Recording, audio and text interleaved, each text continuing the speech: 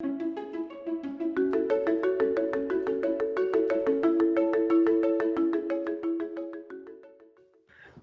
viewers, it's Stipe from Chamberlains again, and I'm here with Kieran May from Accross Business, talking all things Jobkeeper, SGC Amnesties, and strategy about recovering post-corona. Kieran, how you going? Yeah, good, Stephen. Good. Yourself? Yeah, I look really well. I'm chilling at home in the home office and enjoying a coffee which is already complete and finished, and looking forward to the next one. What about you? What are you up to today? Having a coffee. Nice. Yeah, well, actually, very busy. There's got a few initiatives starting to kick goals, but it was interesting. You mentioned there you are in your lounge recording this conversation. I'm sitting in my home office, allowing you to record the conversation, and it just occurred to me that here I am and here you are doing what we planned to do pre-COVID. Yeah. And suddenly, with COVID hitting us now, our opportunity to work from home is what everybody's doing. It's becoming, this is the way to do business. Oh, absolutely. I mean, can I say, and in a way share an insecurity I had pre-corona, because I've always been a pretty relaxed and casual guy. And, you want to be doing things like this, but I think prior to COVID-19, there was always an expectation. You do a corporate video, it's you and I in suits in front of a white or a blue background, and, jazzy images and stuff like that. Whereas I think this is a lot more honest, a lot more accessible, and hopefully the viewers get some value out of it. And in marketing speak, they say it's authentic. Well, speaking of being authentic, you're a bit of a master on LinkedIn, Kieran. Do you want to tell us a bit about your business and where people can find you? Sure, yeah. Accross.com.au is the web address, and that's across with 2 C's. You have to watch your spell checker there. Yeah. And it's got 2 C's in it because we talk about accountable and we talk about accessible. Yeah. Hence the 2 C's to play on that. But I do get around on LinkedIn quite a bit. You can follow my personal posts. Is probably the most common source of information, and I do like to comment. I've got an opinion on a lot of things. Speaking of conversations, I'm not going to hold you to it, but Jobkeeper's a hot mess, but an exciting hot mess at the moment. What are your thoughts on it? What developments? Where do you think it'll land? Love Jobkeeper. The big downside to it, of course, is that circumstances around Jobkeeper keep changing, so the rules keep changing. Yeah. And we can go back to Jobkeeper 1 when the first announcement was made, and then we were all confused because the tax office kept changing the rules every day. They kept making more exceptions and whatever. But interestingly, right from the start, they said, hey, this is where it's at. We don't know what's going to happen tomorrow. We'll keep tweaking it. And eventually on, I think the 28th of May was the cut-off date for it all to start happening. But their promise was by the 28th of May, we will have it all sorted out. Yeah. Happened. People panicked in the meantime because they kept changing the rules. 28th of May came, bang, tax office had it all sorted out. Yeah. Now, the scheme itself was in some people's eyes poorly thought out because it basically lumped everybody into the same basket. And sadly, there were some people who probably should have qualified for Jobkeeper or deserved Jobkeeper, missed out because the rules changed. Yeah. Or the rules didn't fit. But if you look at it in the context that the government was almost backed into a corner where they had to do something, and they couldn't sit around and consider every permutation or possibility. It was like, bang, quickest thing we can do is pick a number, make it available, set some rules around it, and if there's a good case to make exceptions, we'll make exceptions on the fly. Yeah. So then comes Jobkeeper 2. And all the kerfuffle about Jobkeeper 2, the government needs to, you can't end Jobkeeper. And my view always was, well, politics says they can't just cut it off on the 30th of September. Won't work. Yeah. There was always going to be something.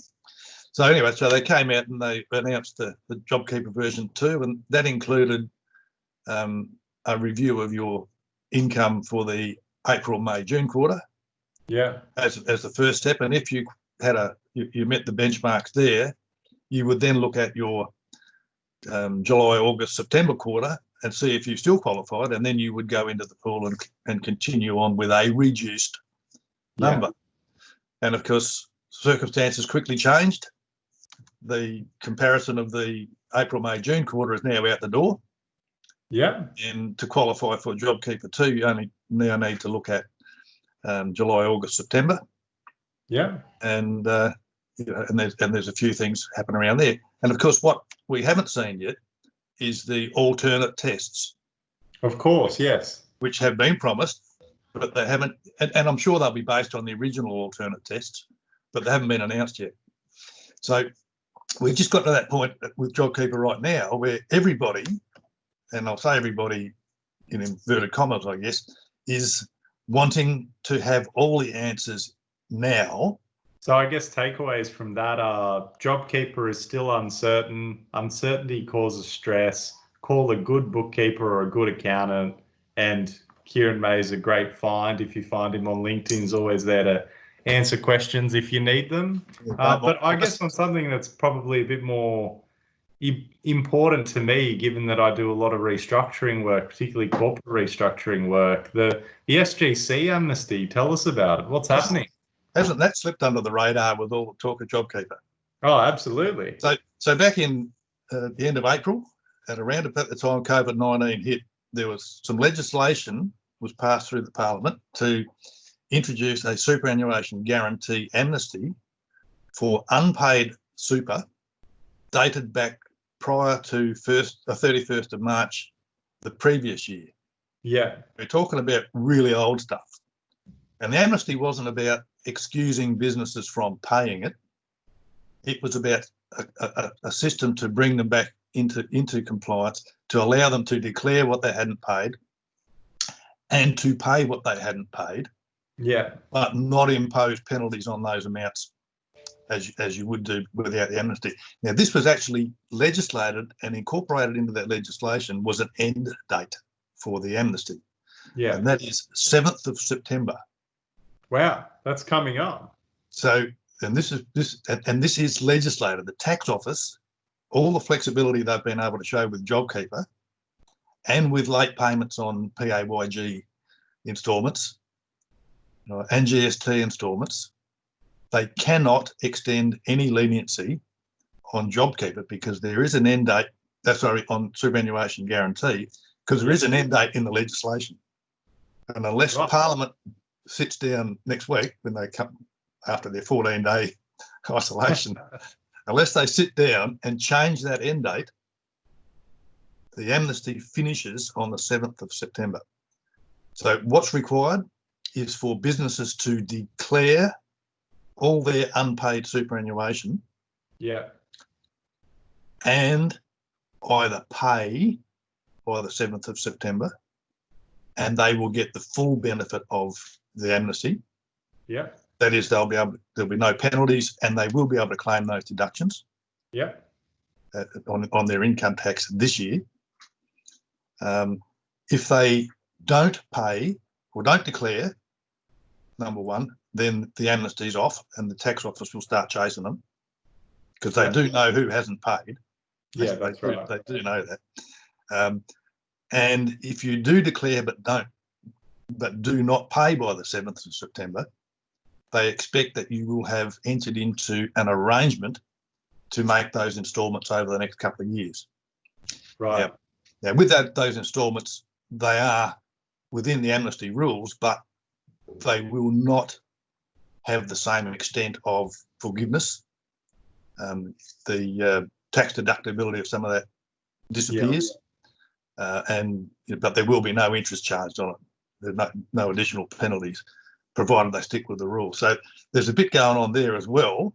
And I think that there's probably a lot of people who have just ignored it, number one, because they want to shut their eyes, and number two, have put it on the back burner because JobKeeper is more immediate and more important right now.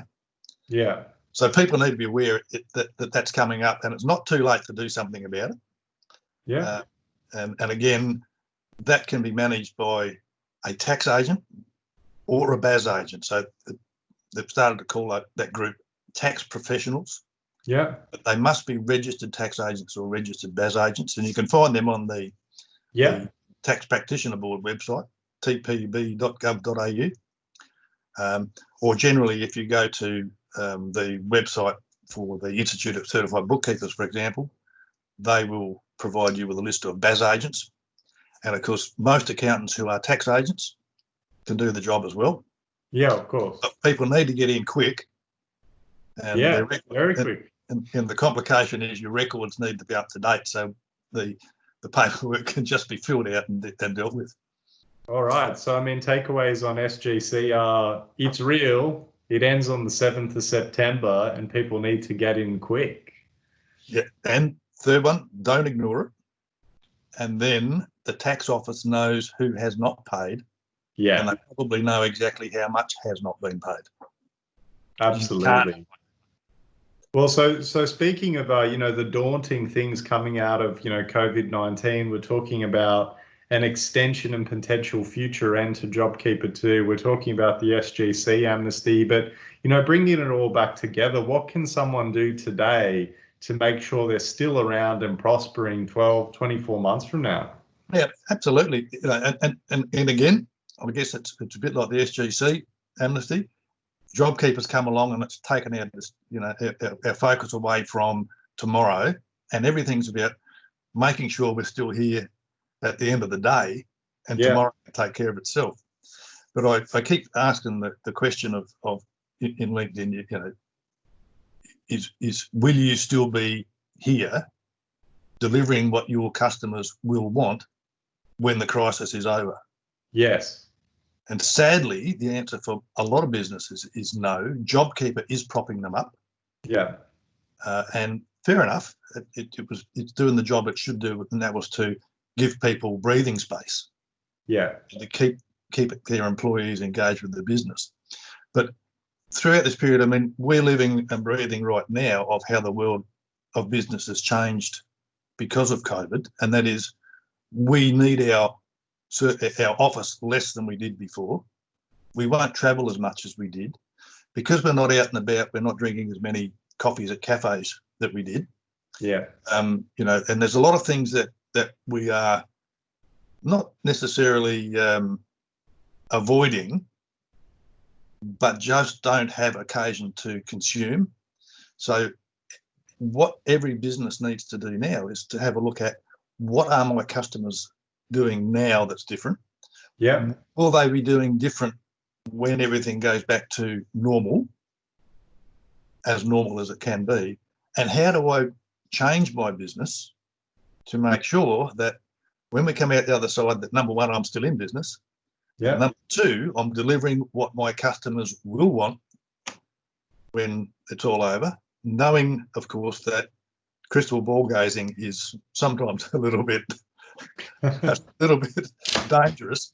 But nonetheless, if we don't look to the future and explore the options and play out some scenarios, at least in our mind, chances are we're going to go along blissfully unaware that the world's changed around us, and it's never going to go back to what it was. Wow. So sitting at the top of the tree, the strategy. People, and sometimes people get confused with that word, but what is strategy? It's only about, what does my business look like? Yeah. What will it look like?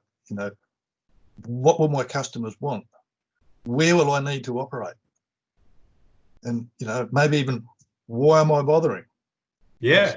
For some people, it might be just, look, let's take the opportunity to bow out gracefully while I've still got a bit of equity in my business. And you see that all the time in your work with company liquidations. Yeah. The number of times that people who are in trouble just hold on too long. Yeah. And if you pull back a little bit, if they took some right consultation and advice, you can call advice or guidance or whatever, however you want to go, if they took the right advice and the right sort of thinking 6 months, 12 months earlier, one of two things might have happened. One is they might have changed the direction of the business, made it profitable and sustainable again. Or two, they might have made that decision 12 months ago to wind it up while they still had some equity in the business. Yeah. Absolutely. And I guess that's a probably a good jump off point as we approach sort of a comfortable listening and viewing time. But really what you're saying is, if people want to get across their business, pun intended, then they should be reaching out to you today, because there's no better time than right now to take advantage of the opportunities and some of the amnesties in the market. But also, there's no time to waste. If you need to make a bad decision or a hard decision, sooner rather than later. And I guess it's been a pleasure hearing your thoughts, Kieran, and I'm looking forward to doing it again. Hope you have a great day. And the coffee's good. Indeed. Ciao.